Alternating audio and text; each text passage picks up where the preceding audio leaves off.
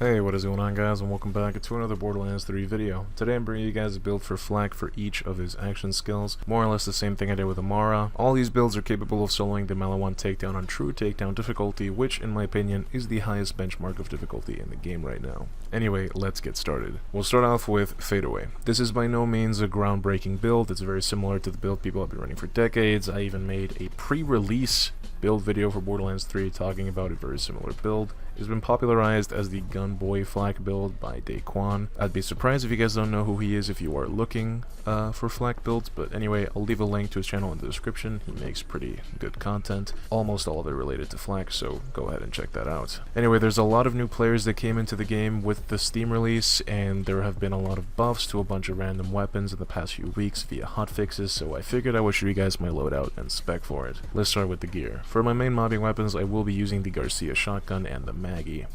Fair warning here, guys, the Maggie is pretty much my favorite gun in the entire game, so I tend to use it on pretty much every single character in almost all my builds. So if you like a different weapon, feel free to use a different weapon. This is just what I like using. I just love the way the gun feels, and I can shoot it pretty fast.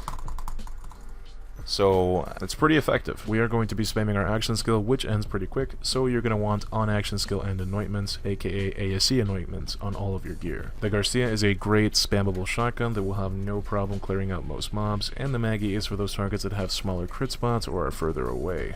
Your main big boy damage weapon is going to be the Stagecoach. This thing has 25 pellets if you get a good roll, and it will melt everything with ricochets. For your last slot, you can use whatever you want. I tend to use a Wedding Invitation or a Scourge rocket launcher. For my shield, I literally always use the Transformer, especially for the Maliwan takedown where there's a lot of shock damage flying around. But for something like the Slaughter Shaft, you'll probably want something like the Stopgap or the O.M. For my grenade, I use a Hunter Seeker, and you're going to want the right combo of anoints on these two. Remember, you can't stack the same two elemental anoints, so for the takedown I use Corrosive and Shock, and for Slaughter Shaft I use Corrosive and Incendiary. For my class item, I use the Cosmic Stalker for mobbing and the Bounty Hunter for bossing. And for the artifact, you're going to want any kind of auto idol, since we have literally no survivability anywhere in this spec, but as you get better with the build, you'll probably want to use something like a Victory Rush for mobbing, and for bossing, any kind of Snowdrift will do. Now let's get into the spec. Let's start with the green tree, where we'll pick up our action skill Fadeaway, and then we're going to get 5 points into Furious Attack, which we will be able to stack almost instantly with how many pallets we're going to be dishing out with our shotguns. After that, we're going to put 5 points into Eager to Impress so we can get our Fadeaway back as quickly as possible.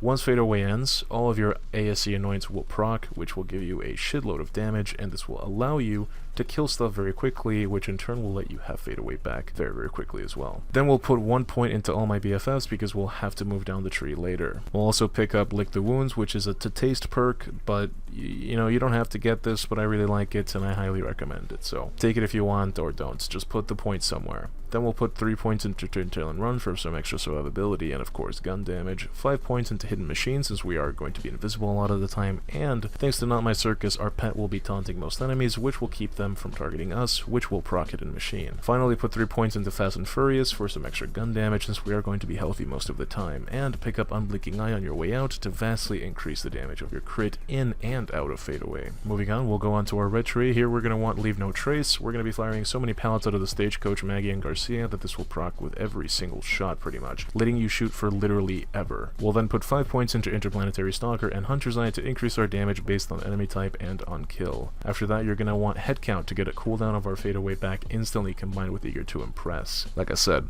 we're going to be using a 25 pellet Stagecoach, a 16 pellet Garcia, and a Maggie, which all ricochet on crits, and we're going to be critting a lot. So getting the cooldown from this is going to be a constant. It's pretty much going to allow you to go back into Fadeaway almost instantly. Then we'll max out Big Game to vastly improve our Hunter kill skills, and we'll also put a point into the Most Dangerous Game to go down the tree. After that, you'll want Galactic Shadow to increase your crit damage, and 4 points into Grim Harvest to move down the tree and pick up Megavore. We want Megavore because of the disgusting amount of pellets that we're going to be firing. We want as many of those as possible to crit. With the last 2 points, you'll want to put them into Persistence Hunter to round out the build and just give you a little bit more gun damage, and this is going to give you the most bang for your buck, you know, in comparison to putting them in any other skill. As for your pet, you can either use the Gunslinger Jabber or the Spider Ant Scorcher. That is completely up to you. I personally prefer the Jabber. The Scorcher is nice, but the benefits that we get from it in this build in particular, the playstyle, is a little negligible.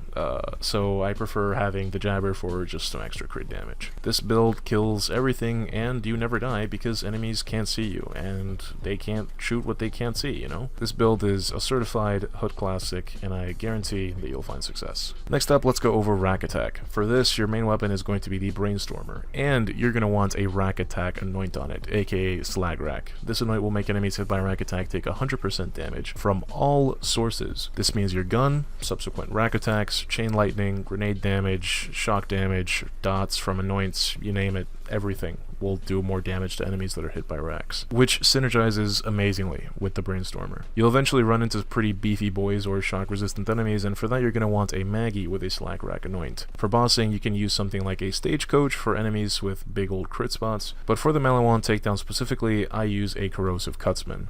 Both of your bossing weapons, or any bossing weapon you use, shouldn't have a Rakk Attack anoint, it should have an ASE anoint, for two reasons. One, you won't be damaging them with much else other than your gun with this build, so the bonus damage from all sources is going to be pretty useless. And two, you want this double damage to be unconditional. Racks are kind of slow, and Wotan, for example, moves a lot, so you won't really be able to get the damage bonus unless they hit him, which won't always happen, and will often not happen that fast, even if it does. So that's why you want an ASE anoint. Rakk Attack has an insanely low cooldown and 2 charges, so you can proc all of your ASE anoints with ease and melt bosses on sight. For other bosses that you can apply Rakk Attack pretty easily to, like Trant or Gigamind, then sure. But for Wotan specifically, I highly suggest using ASE anoints, and stuff like Grave Ward as well. For my shield and grenade, it's the same story as the fadeaway build. I recommend using a Transformer shield for survivability and Hunter Seeker grenades to proc Leave No Trace and extend your magazines, therefore increasing your DPS. Just use the right combination of elemental ASE anoints for whatever you're fighting. For mobbing, I use a Rakk Pack comm, which doubles the amount of racks we have on the field, affecting enemies and proccing our Slag Rack anoints on, as well as healing us. For your artifact, you're going to want any kind of auto idol, and for bossing, you're going to want any kind of Snowdrift. Now for the spec, let's start off with the red tree where our action skill Rakk Attack is. For this, we're going to want exactly the same thing as our fadeaway build, except we're going to max out Grim Harvest. We want Megavore especially because this will allow our Brainstormer procs to crit, massively increasing our mobbing and bossing damage. We're also going to want to pick up our Rakk Attack augments, which is going to be Falconer's Feast to keep ourselves alive, and Flock and Load to get more racks out on the field, healing ourselves, as well as applying Slag Rack anoint to more mobs. Our pet of choice is also in this tree, the Spider-Ant Scorcher. We're going to have a lot more elemental damage floating around, and we want as much survivability as possible because we don't have a way of hiding. The enemies are going to be focusing on us a lot of the time. After that, we're going to move on to our blue tree, from which we will max out Persistence Hunter to increase our gun damage a little bit, and then put 2 points into Ferocity so we can move down the tree and max out Frenzy. This allows us to get increased damage whenever our pet attacks an enemy, and for that, we're going to put 1 single point into Heat Bites, just so that we have that functionality. Because whenever the damage is reflected, that will actually stack Frenzy, which is really good. We'll then put 4 points into Who Rescued Who so we can keep our pet alive, and since we're going to be doing so much damage, this will be pretty easy to do. We then put 5 points into Barbaric Yop to massively increase the bonuses our pet gives us, as well as 1 level in Mutated Defenses to make sure our pet doesn't die. This is a pretty good bang for your buck skill, and I highly recommend you do it. It will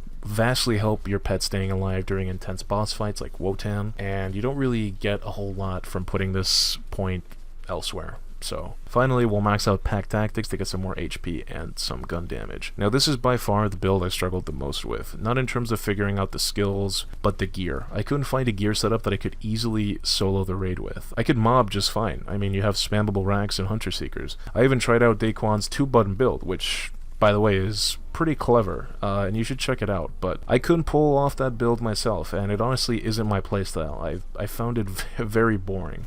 Anyway, I just couldn't kill Wotan, so I was trying to force myself to use Slag Rack, Stagecoaches, Slag Rack, Cutsman, but when I figured out I could just go 50-50 on anoints for bossing at least, everything became so much easier. Like, it was a breeze, so I highly recommend you guys try the same like I'm using in the setup if you want to use this build. And finally, we have Gamma Flak. Let's start with the gear. For our main mobbing weapons, you have the Brainstormer once again, but this time with a Gamma Burst Anoint, and you're going to want a Gamma Burst Anoint on every single weapon in this build. For your secondary weapon, I like using, shockingly, the Maggie, which is good for beefy boys from close to medium range, and for extra beefy boys at close range, as well as like the Kraken and at times the Valkyries, I really like using the Lob as well. If you're bossing, use a Cutsman for something like Wotan, or a Krakatoa for something like Grave Ward, a Wedding Invitation for something like Gigamind, or a Storm for something like Trant, or you can use the Wedding Invitation for Trant as well. My shield for mobbing is a red suit, and for bossing I use a Stopgap. My grenade is a Hex with a on-grenade thrown, weapon, grenade, and action skill damage are increased by 25% for 6-second anointment. The reason for this is because, well,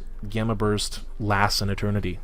So there really is no point in having ASC anoints because you won't really get any benefit from them. You'll use them a little bit before you get your Gamma Burst back, and then you have Gamma Burst back, and then those buffs are wasted now. So getting this is much better. It's just like an on-demand damage increase, pretty much. My artifact for mobbing is an Atom Bomb Victory Rush because we don't really need any healing from an auto idol, since our class mod is going to tank everything for us. We're not really going to be targeted like ever. For bossing, depending on who I'm fighting, I will either use a Snowdrift or an Elemental Projector. The reason for this is that combining this with something like a Radiation Devil's Foursome, which will allow you to shoot yourself in the foot or something like that and proc radiation on yourself. Thanks to the red suit, you won't take any damage because you are completely immune to radiation. However, the radiation proc will still be on you, which means that with an Elemental Projector, you can increase the damage of your radiation by 96%. So on a weapon that has a Gamma Burst anointment on it that gives it 115% more radiation damage, that combined with 96% more damage from Elemental Projector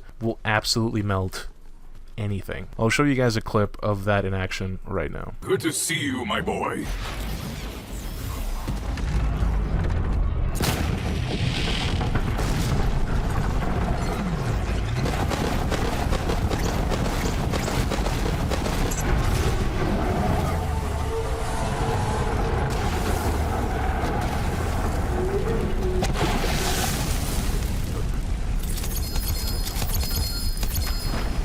Anyway, my class mod for mobbing is the Red Fang. This is the core of the build because this will make it so that while Gamma Burst is active, enemies will only target your pet pretty much 99.9% of the time. Gamma Burst lasts a year and a half, and your pet is insanely tanky. Like, your pet cannot die. Plus, we have 4 points into who rescued who, so we're going to be able to heal him up. And he has mutated defenses, so if we're ever not able to heal them up, they will heal themselves up and get insane damage reduction. So your pet stays alive, which by proxy keeps you alive.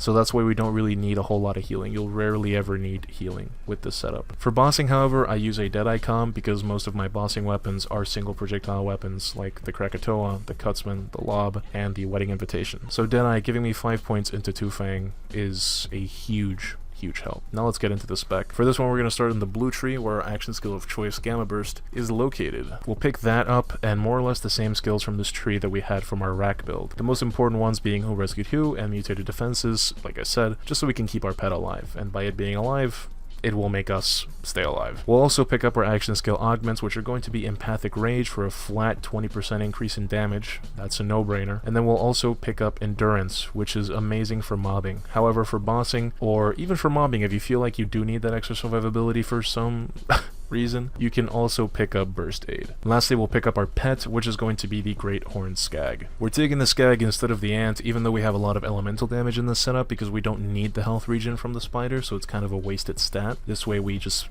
nick ourselves a little bit more damage. Plus, I just kind of like having different pets for each build. It feels kind of cool. I get to use all of them instead of just using the Spider Ant for everything, so that is another reason why, but you can feel free to use a Spider Ant if you really want to. Now let's move on to our red tree, where we'll pick up 3 points into Leave No Trace, a staple Flak skill, as well as 2 points of Interplanetary Stalker to move down the tree. Here we'll pick up 3 levels of Hunter's Eye and Head Count, both because we want it and because we needed to move down the tree.